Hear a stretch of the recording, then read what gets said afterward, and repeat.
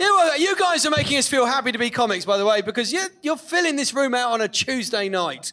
And I was thinking, fucking hell, is it that many people unemployed? And then we speak to the Irish lady, and yes, there is that many people unemployed. So to see so many educated, intelligent, positive human beings with no future fucking makes my heart sing. It really does. It's making me feel so happy. So anyway, so welcome back to the third and final part of tonight's show, which I think has been a cracker, but I said it would be. Anyway, and we've had a chance to say hello to people in the front row. It's fine, they have fucked off, obviously. So obviously it's a Tuesday night for some people had a job. Boo! Get with the programme. Okay, and then, have I missed... Well, let's find out. I asked about overseas. Anybody else here from overseas I missed out? Give us a cheer.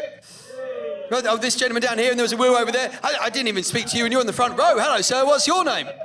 Hi then, Michael. And you're Irish as well, are you, Michael? Excellent stuff, I guess, by the voice. And who are you out with tonight then, Michael? This lad. Fuck it, I haven't even learned his name. There we go, that's... No better way of pretending to be hetero than that, is there? There we go. This lad. I don't even make eye contact. We've been friends for 13 years. Haven't even learned his fucking first name yet. So it's Michael and... Ronan, you are even more Irish than Michael, and Michael is distinctly ginger. Every time he lifts his beer, it fucking disappears. He's got a beard as well, I should have mentioned that anyway. And what do you do then, Ronan? A radiographer, are you? Fabulous. So we didn't clap you in the first few Thursdays, but about week 5 and 6, wasn't it? Because let's be brutally honest, it was the nurses and doctors at first, then it was the surgeons, wasn't it? Then it got round to you guys, still in scrubs, but ultimately kept away from the people who were ill. And then by about week 7, it was, oh yeah, the guy who refills the vending machine by the fucking hospital doors. Surgeon needs a Twix, fucking let's clap him. I mean, so that's you. Anyway, well, radiographer, good to have you here, sir. Have you had COVID at all? You have, okay. And did you get it really early doors before the vaccine?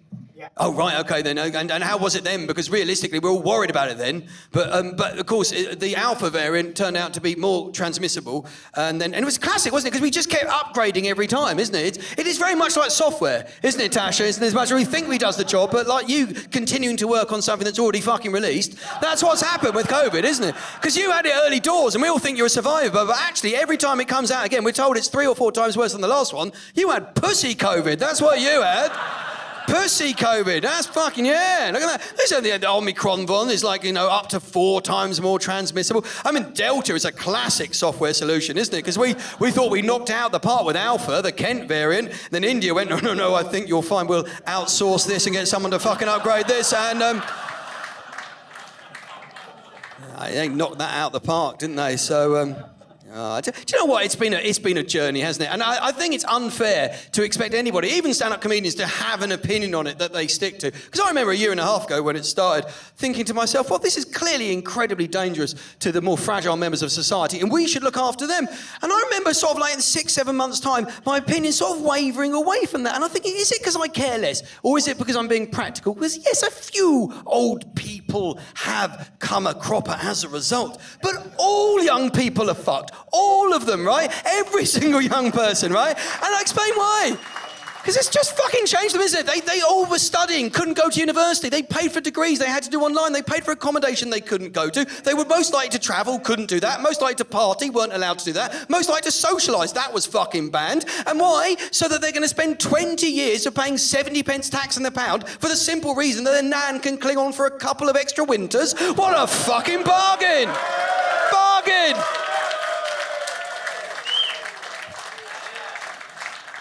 Oh, yeah.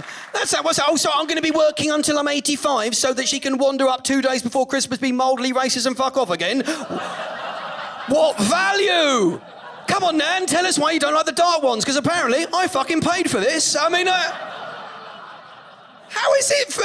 I mean, okay, fine. It does seem like I'm being a little bit unreasonable about this, but I'm sure if it was the other way around, can we imagine a parallel universe in which COVID almost exclusively kills the under 30s, but pensioners are left completely intact? I'm not sure they would have done quite as much lockdown, okay, right? I think they would have got about a fortnight in and went, bingo, right? And... pack the rafters, heating up, windows closed, shoulder to shoulder, passing Werther's Originals mouth to mouth going, fuck them. They played their mobile phones on the bus too loud, they had it coming to them. It's the personal belief, anyway. I don't know. And so both of you Irish then as well? It's kind of weird. Obviously, before someone in China wandered into Subway and went, bat.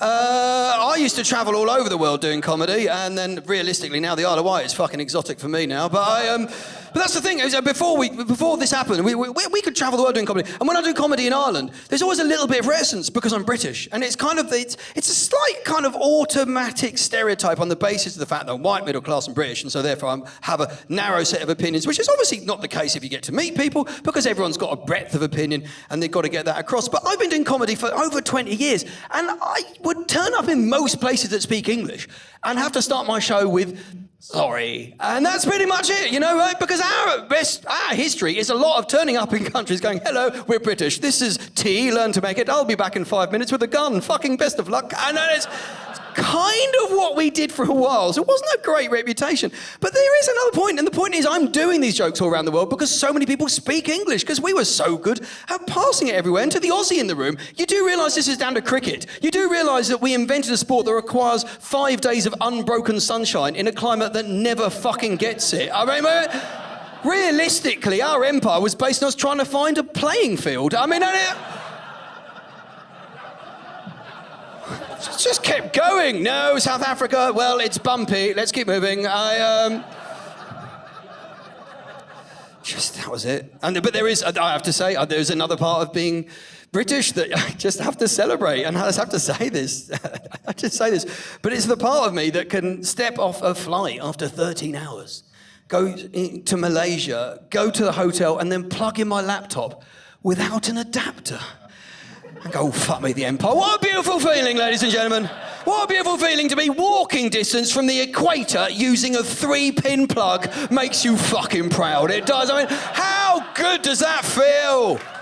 Oh, yeah, 3-pin plug. And I know we'll have some mainland Europeans in here right now going, yeah, but the 2-pin plug, you can put it in either way. Yeah, but it's structurally insignificant, isn't it, right? You try that with an adapter on your hairdryer, breathe on it, fuck, it falls on the floor. It's useless, isn't it? No wire Francois. There's no point having it 2-pin plug. If whichever way you do it, it fucking falls down if you bang the fucking carpet, right? Look at the Britain, the 3-pin plug, look at that, and it goes. There you go, Nan, that is staying in until we take that out and you out in a bag. That is never going again. 3-pin plug. And also, right, to our North American friends in here as well, and our person who was a lady who was originally born in America, 240 volts. That's what we're pumping through that bad boy. Have you ever been to North America? 110 volts? That's not a fucking voltage, is it? That's why they don't make a cup of tea, because the kettle takes 2.5 days, right? I mean, 240 volts, and that is just Darwinian voltage in action there, isn't it, as well? Right, because if you touch a plug in America, oh, it stings, oh, it buzzes, oh, it burns. In Britain, that's how your brother died. Don't touch a fucking hole, right?